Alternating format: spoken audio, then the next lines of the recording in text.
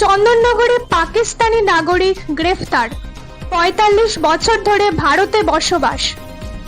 নমস্কার দর্শক, আপনারা দেখছেন দ্য লোকাল জার্নালিস্ট। এই মুহূর্তের বড় খবর আপনাদের সামনে। চন্দননগরের কুটিরমাঠ এলাকায় ৪৫ বছর ধরে বসবাসকারী ফাতেমা বিবি নামে এক পাকিস্তানি নাগরিককে গ্রেফতার করেছে পুলিশ। ১৯৮০ সালে ট্যুরিস্ট ভিসা নিয়ে বাবার সঙ্গে ভারতে আসেন ফাতেমা। ১৯৮২ সালে চন্দননগরের বেকারির মালিক মুজাফফর মালিকের সঙ্গে তার বিয়ে হয়।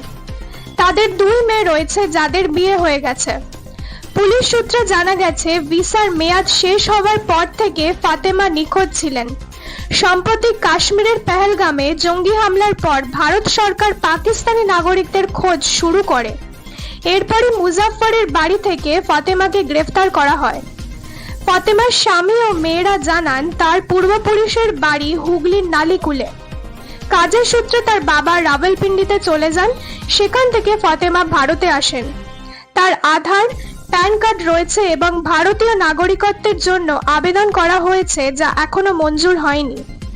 প্রতিবেশীরা ফাতেমার গ্রেফতারিতে বিস্মিত এবং তার মুক্তির দাবি জানিয়েছেন। তারা বলেন, ফাতেমার পাকিস্তানি কেউ নেই, তার পরিবার ভারতেই।